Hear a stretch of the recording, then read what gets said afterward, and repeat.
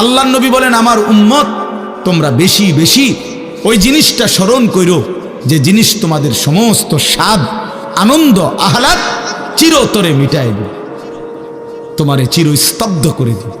জলজ্জান্ত মানুষটা আমাদের সামনে হাঁটতো, চলতো, উঠতো, বসতো, ঘুরতো, ফিরতো, হ্যাঁ, সেই মানুষটা মনে করেন আমার চোখের সামনে নাই, তার লাশ আমার সামনে।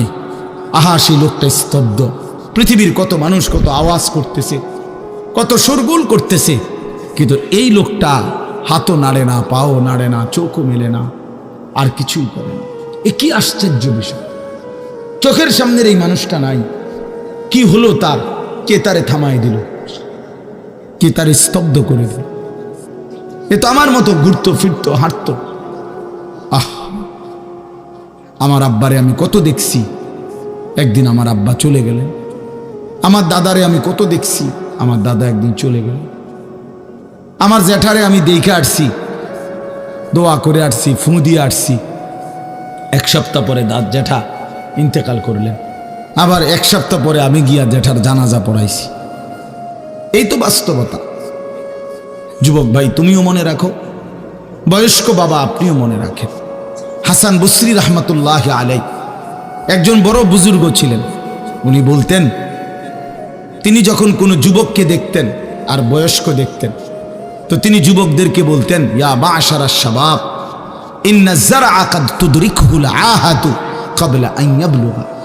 তিনি উপদেশ দিতেন, হে যুবকগণ শোনো, সব ফুল, সব ফল, সব গাছ চারা পরিপক্ক পাকা পর্যন্ত পৌঁছায় না, তার আগেই অগণিত ফুল, অগণিত ফল, অগণিত চারা গাছ ঝরে যায়, ঝরে যায়। এটা উনি মনে করাইতেন মৃত্যুর কথা। উনি এটা বুঝাইতেন, যুবক তুমি দেখো, একটা আম গাছের মধ্যে যতগুলো মুকুল ধরছে ফুল, সবগুলো আম হয় না। যতগুলো আম ধরছিল ছোট ছোট, সবগুলো বড় পাকা পর্যন্ত যায় না, তার আগেই ঝরে যায়। ঝরেই যায় বেশি, থাইকা যায় অল্প। তার মানে যুবক, কিশোর, তরুণ এই বয়সেই মৃত্যু হয় বেশি, বৃদ্ধ পর্যন্ত পৌঁছে কম। পুরা বাড়িতে অনেক সময় এমন হয় একজনও বয়স্ক লোক নাই, একজনও নাই। আমার ঘর, আমার বাপ চাচাদের যে ঘর, সেখানে আপনার এখন আমার চাচাতো ভাই, জ্যাঠাতো ভাই, আমার ভাই বেরাদর সব মিলাইয়া আমাদের ছেলে পেলে ভাই বাতিজা মিলে না হয়তো 60-70 জন আছি আমরা, কিন্তু আমাদের একজনও বয়স্ক লোক নাই। আমার দাদাও নাই, দাদিও নাই, জ্যাঠাও নাই, চাচাও নাই, আমার আব্বাও নাই, কেউ নাই। তাইলে কেন এমন হলো? তাহলে বোঝা গেল অধিকাংশই ঝরে যায়, কবরে চলে যায়, মৃত্যু হয়ে যায়। এই জন্য ধোঁকা না খাওয়া। আরেকটা হলো, বয়স্ক লোককে দেখলে উনি বলতেন, হাসান বসরি রহমতুল্লাহ আলাইহি, ইয়া মা'শারাশ শুয়ুখ, হে বৃদ্ধগণ। উনি তাদেরকে জিজ্ঞাসা করতেন যে, মা ইউনতাজারু বিসসারআ ইযা বালাগা, যখন কোনো ফসল পাইকা যায় তখন আর বাকি থাকে কি? কি বাকি থাকে? কাটা। কথা বলে না, কি বাকি থাকে?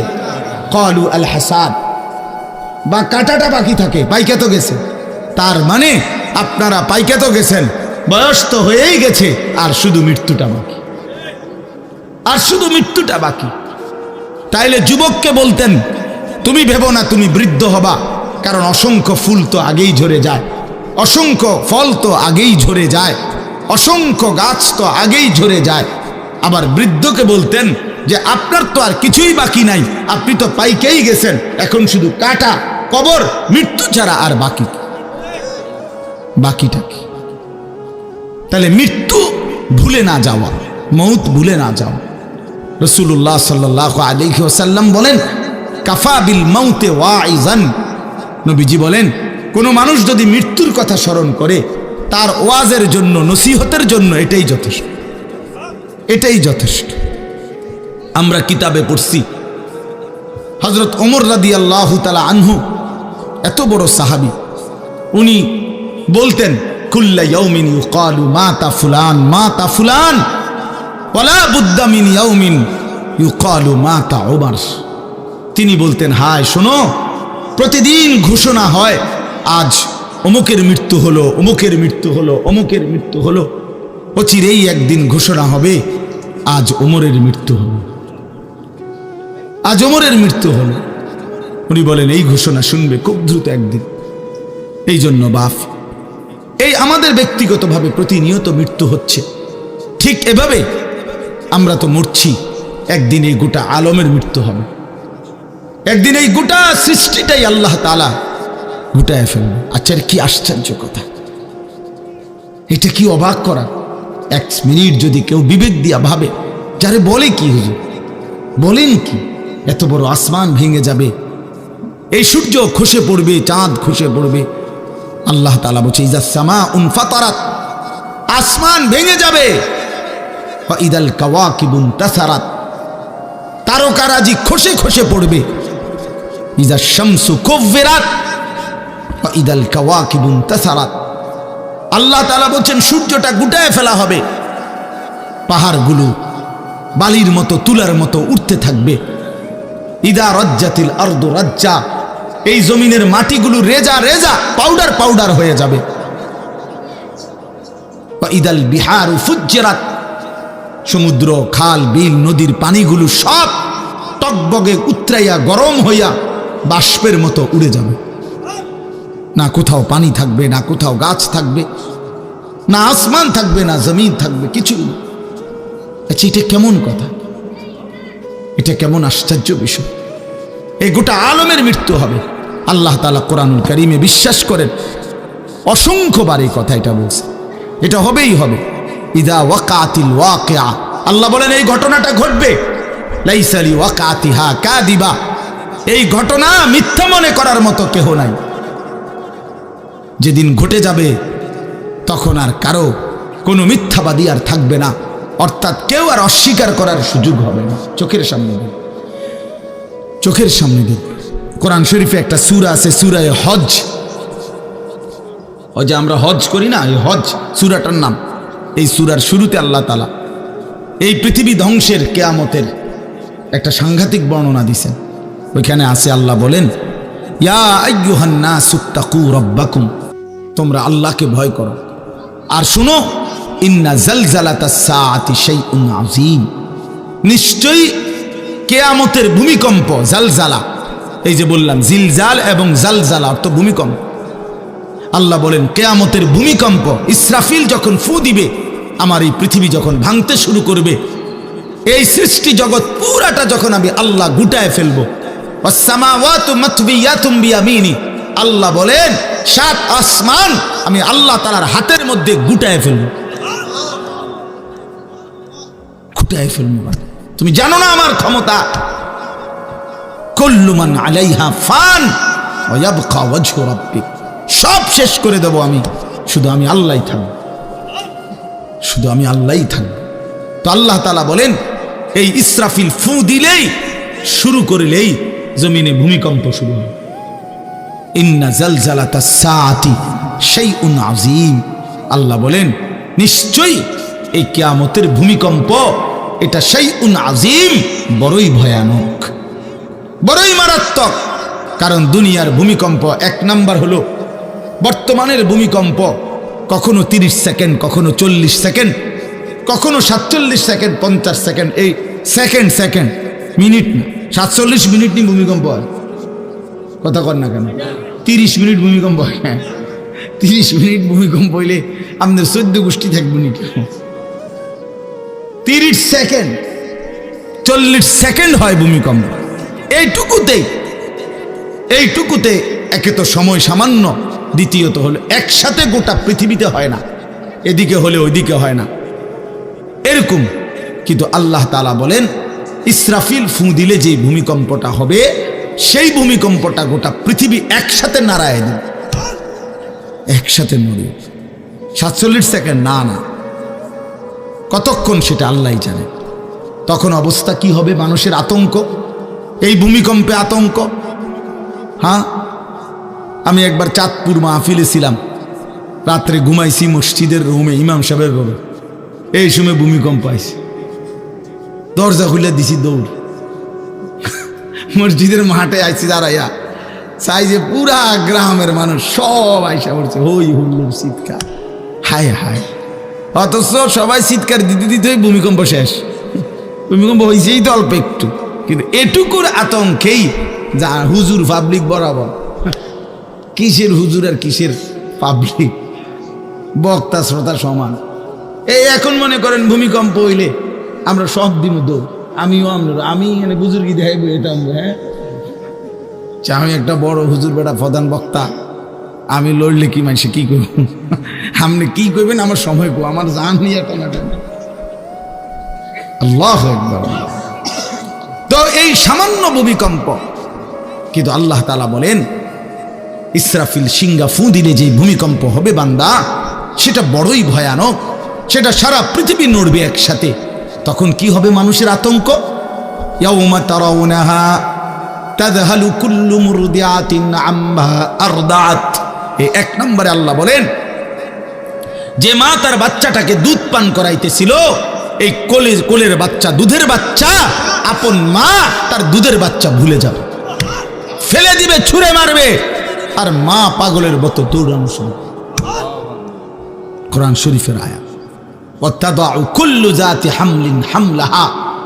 এবং আল্লাহ তাআলা বলেন, যে মায়ের পেটের বাচ্চা 10 মাস পূর্ণ হয়ে গেছে, আগামী 2 ঘন্টা 5 ঘন্টা পরে বাচ্চাটা এমনিতেই প্রসব হইতো, আল্লাহ তাআলা বলেন ইসরাফিলের ফু দিলে জমিন যখন কাঁপতে শুরু করবে, তো এই গর্ভধারিণী মা, গর্ভবতী নারী পাগলের মতো এভাবে ছুটবে, দৌড়বে, নিজের গর্ভের বাচ্চা নিজে নিজেই পড়ে যাবে।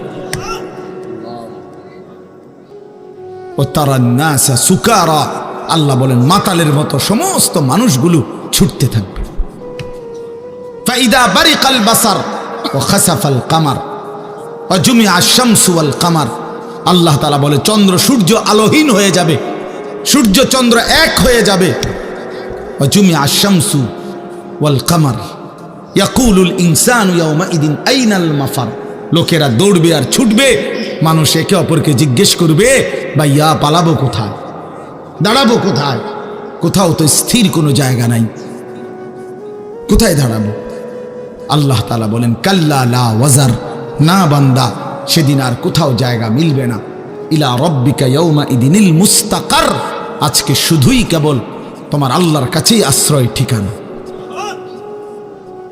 এভাবে বহু আয়াত কোরআনুল কারীমের মধ্যে আল্লাহ তাআলা বর্ণনা করছেন।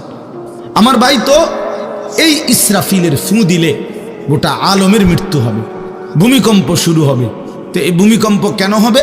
এই কাঁপতে কাঁপতে সমস্ত কিছু ভাঙ্গা একসাথে, এই সব কিছু আল্লাহর সৃষ্টি, সমস্ত কিছুই জমিনের তলদেশে চলে যাবে। জমিন তখন খালি ফাঁকা, জমিনে তখন কিচ্ছু নাই, কিচ্ছু নেই, একটা সুতা মাটির উপরে থাকবে। এই প্রথমবার ইসরাফিল ফু দিলে সমস্ত কায়নাত, ইনসান, জিন, আল্লাহর সমস্ত সৃষ্টি মাখলুকাত সব জমিনের তলদেশে চলে যায়।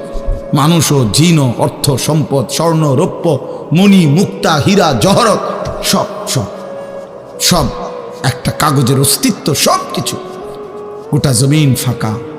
এভাবে কতদিন আল্লাহই জানে, কতদিন আল্লাহই জানে। হ্যাঁ মা ভাই, এরপরে একটা নির্দিষ্ট সময় পরে আবার আল্লাহ তাআলা ইসরাফিলকে জীবিত করবেন, করে আবার আল্লাহ তাআলা দ্বিতীয়বারের মতো ফু দিতে বলবেন। এই 2 ফুঁয়ের মাঝখানে কতদিন? নবী সাল্লাল্লাহু আলাইহি সাল্লামের এক হাদিসের মধ্যে বলছে 40। সাহাবীরা ব্যাখ্যা করছেন, মুহাদ্দিসিন, সেই 40টা হতে পারে 40,000 বছর। 40,000। এই জন্য বাপ একটা কথা হলো, সর্বশেষ যেই লোকটা কবরে যাবে, শেষ যেই ব্যক্তি মরবে পৃথিবীতে, হতে পারে তাকেও শুধু কবরেই থাকতে হবে 40,000 বছর। 40,000 বছর, এরপরে তো আখিরাত। এই 40,000 বছর যদি কবরে আযাব হয়, 40,000 বছর যদি কবরে আযাব হয় ভাই, তখন কি হবে? এবার ভেবে দেখেন এখন যারা কবরে যাচ্ছে, হ্যাঁ, নূহ আলাইহিস সালামের জামানায় যারা মারা গেছে, ইব্রাহিম আলাইহিস সালামের জামানায় যারা মারা গেছে, নবীজি সাল্লাল্লাহু আলাইহি সাল্লাম তো ১৫০০ বছর আগে ইন্তেকাল করছেন, ১৪৫০ বছর আগে। তো ওই সময়ে যারা মারা গেছে তারা কবরে পড়ে আছে আজকে ১৫০০ বছর, ১৫০০ বছর, ১৫০০ বছর। তাহলে নূহ আলাইহিস সালামের জাতি কত বছর থেকে পড়ে আছে? কোথায় নূহ নবী, কোথায় আমাদের নবী? কত ব্যবধান! এই জন্য বাপ, শুধুমাত্র কবরের বিষয়টাই তো সাংঘাতিক, আখেরাত তো পরে। শেষ ব্যক্তিটাও যদি কবরে থাকতে হয় ৪০,০০০ বছর, তো এখনকার মানুষগুলো আছে কত কাল ধরে। তো এই যার কবরে আযাব হচ্ছে, আহা বাপ, সে কি পরিমাণ কষ্ট পাচ্ছে ভাইবা দেখে। কবরবাসীদের রুহের মাগফিরাত, আরে ভাইয়া একবার চোখ বন্ধ করে ১ সেকেন্ড ভাবেন, আজ আমরা যাদের রুহের মাগফিরাত কামনা করলাম, এই ২০ বছরের ব্যবধানে, ৩০ বছরের ব্যবধানে, ১০ বছরের ব্যবধানে, ৫০ বছরের ব্যবধানে আবার এর পরের লোকেরা আমাদের রুহের মাগফিরাত কামনা করে। এটা কি পরিমাণ বাস্তবতা, কি পরিমাণ বাস্তবতা! এটাকে অস্বীকার করার, না বুঝার কিছুই নাই, মৃত্যুকে না বুঝার কিছুই নেই। কারণ এত বেশি জলজ্জান্ত আল্লাহ তাআলা এটা আমাদের সামনে দেখাইছেন, এত মানুষের মৃত্যু আল্লাহ আমাদের সামনে দেখাইছেন, এটাকে অস্বীকার করার, না বুঝার কিছুই নেই। তো চলেন, এরপরে আল্লাহ তাআলা ইসরাফিলকে আবার জীবিত করবেন। জীবিত করে আল্লাহ তাআলা ইসরাফিল আলাইহিস সালামকে বলবেন, ইসরাফিল আবার তুমি সিংগায় ফুঁ দাও। এইবার যখন সিংগায় ফুঁ দিবে, তখন ইসরাফিল আলাইহিস সালামের এই দ্বিতীয় ফুঁতে আবার ভূমিকম্প শুরু। আবার কি শুরু হবে? ও মাঝখানে ভাই, ওই ছেলে অপদার্থ, কথা বলো না, হাসাহাসি করো না, কারো কথা বাকি থাকলে, দুষ্টামি বাকি থাকলে উঠে চলে যাও, বাহিরে আলাদা জায়গা আছে। গাফেল সন্তান কোনো কিছুতেই যাকে কোনো আসর করে না। আহা, আপনারা জানেন না, আপনাদের এক এক ছেলের অবস্থা হলো কলিজাটা পাথর হয়ে গেছে, কোনো কিছুই তার কলিজা নাড়ায় না। এত শক্ত জানোয়ার যে খোদার ৩৬৫ দিনে কোনো দিন ফজরের নামাজ পড়ে না, একদিনও না।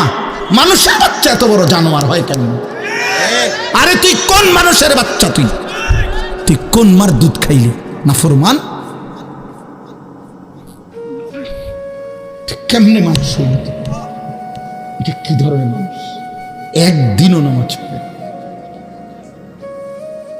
ছি ছি ছি ছি ছি! মুসলমানের বাচ্চা এত বড় জানোয়ার হয় কেমনে?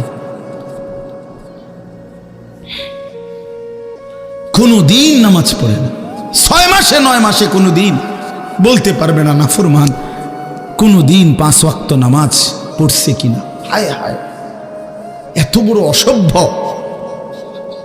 মায়ের সন্তান হয় কেমনে? বাবার সন্তান হয় কেমনে? চিন্তা কর, কোনো কিছুই। ছেলে পেলেদের হালাত হলে এই পরিমাণ লাগাম ছাড়া, কিসের মা কিসের বাবা, কে তার মা কে তার বাপ, কে কি তার ধর্ম, তার আল্লাহকে, তার রসুলকে, তারে বানাইছে কে, আসছে কোত্থেকে, কেন আসছে, কি করতেছে, কি করছে, কিচ্ছুর খবর, কিচ্ছুর খবর। আসে, হাঁটে, বুট খায়, বন খায়, মোবাইল টিপে, খারাইয়া মতে, বইয়া মতে, বন্ধু বান্ধবদের সাথে আড্ডা দেয়, মেয়ের পিছনে ঘোরে, অসভ্য অশ্লীল কথাবার্তা বলে। এটা কি এটা জিন্দিগি হলো? মিয়া ভেবে দেখেন। উফ, কোন সুস্থ স্বাভাবিক মানুষ এমন হয়? বলো ভাইয়া, বলো। রাগ করো না বাপ, কে তোমা করে মনে করাই দিব? কেউ মনে করায় না। হা, বাবা মারও ফিকির শেষ, শুধু টাকা রোজগারের ফিকির। দেশে থাইকা পারো, নইলে বিদেশ গিয়া পারো, কোনো না কোনো ভাবে পয়সা রোজগার করো। টাকা রোজগার করলে মা বাপ খুশি, টাকা রোজগার না করলে না অখুশি। খালাস। এরপরে ইমান আছে কিনা, ইসলাম আছে কিনা, নামাজ আছে কিনা, কোরআন আছে কিনা, আল্লাহ চিনি কিনা, হালাল হারাম কিনা, জায়েজ না জায়েজ না, এত কিছু আমার দরকার। ফুতেরে জিগায়ও না যে ফুত কামাই যে করতেছ কি হালাল কামাই করো না হারাম, না এত কিছুর দরকার কি। টাকা দিতেছে, খাইতেছে, ঘুমাইতেছে, বিল্ডিং করতে আসে, জমি কিনতে আসে, আপেল মালটা খাইতেছে। এক ছেলে আমারে নিজে বলছে, আমি সবার ব্যাপারে বলি না, এক ছেলে আমারে নিজে বলছে, হুজুর আমি একটা দেশের নাম বলছে, যেই দেশে আমার কর্মটা ছিল, চলে আসছে ওই দেশ থেকে। আমার বলছে, হুজুর আমার কর্মটা হলো এই মদের বার, মদের হোটেলে নারী পুরুষ উলঙ্গ জিনাবে বিচার করে, আমার দায়িত্ব শুধু পাশে দাঁড়িয়ে মদের বোতল নিয়ে দাঁড়ায় থাকা, যতবার তারা চায় অতবার তাদেরকে মদ গ্লাসে ঢেলে দেওয়া, তাদের হাতে তুলে দেওয়া। এর বিনিময়ে আমার মাসে বেতন 2 লাখ টাকা। মুসলমান, মুসলমান, মুসলমানের সন্তান, বাংলাদেশের সন্তান। তো এই টাকা যখন বাবা খাচ্ছেন,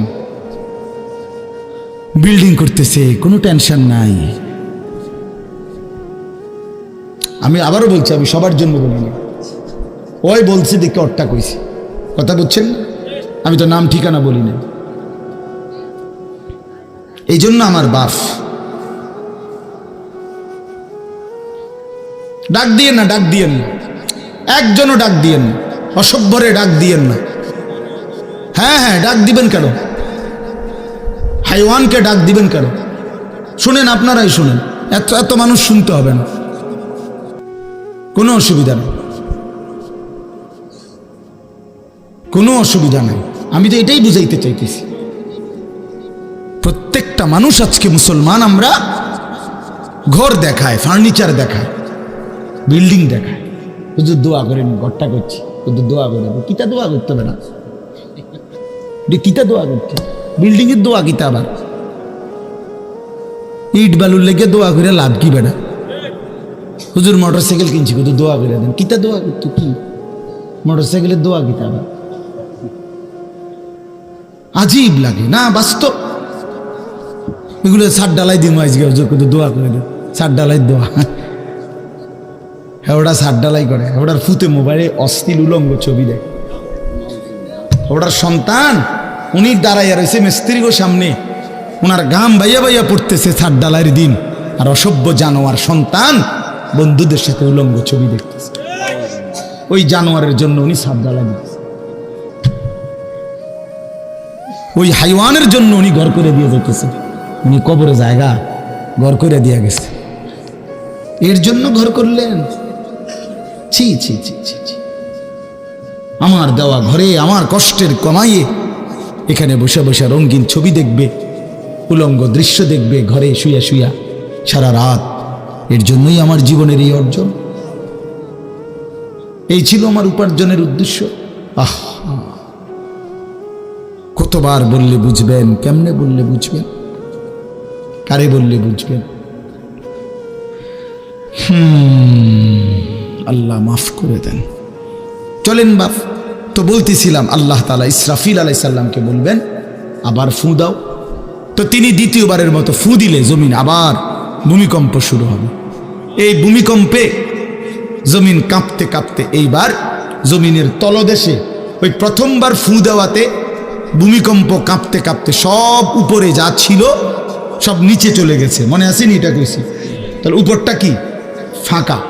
এইবার নিচে যা ছিল সব উপরে চলে আসবে। এই আসলেই এটা হাসরের মাঠ। সমস্ত নিচের জিনিস যা কিছু, একেবারে মানুষ, গরু, ছাগল, হাঁস, মুরগা, জিন, ইনসান, গদ, দুয়ার, বাজার, ব্যবসা, দোকান, টাকা, হীরা, জহরত, মণি, মুক্তা, টাকা পয়সা, অর্থবিত্ত, সব সোজা কথা জমিনের তলদেশের সব কিছু জমিনের উপরে উঠে আসবে। এই উঠে আসলেই এটা হাসরের মাঠ। এইটা, এই হাসরের মাঠ কোনটা জানেন? এই যেখানে বসে আছেন এখন, এটাই হাসরের মাঠ। এই জমিনের উপরেই হাসরের মাঠ। বাকি শুধু আল্লাহ কোরআন বলছে ওয়া ইদাল আরদু মুদ্দাত, আমি আল্লাহ জমিনটাকে টেনে আরো লম্বা করে দেব।